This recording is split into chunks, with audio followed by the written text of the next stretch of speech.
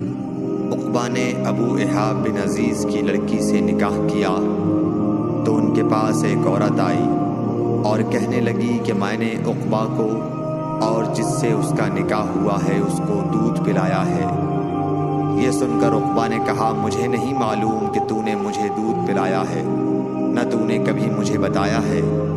تب سوار ہو کر رسول اللہ صلی اللہ علیہ وسلم کی خدمت میں مدینہ منورہ حاضر ہوئے اور آپ سے اس کے متعلق دریافت کیا تو آپ صلی اللہ علیہ وسلم نے فرمایا کس طرح تم اس لڑکی سے رشتہ رکھو گے، حالانکہ اس کے متعلق یہ کہا گیا۔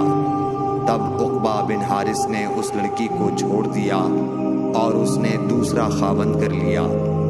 صحیح بخاری حدیث نمبر 88۔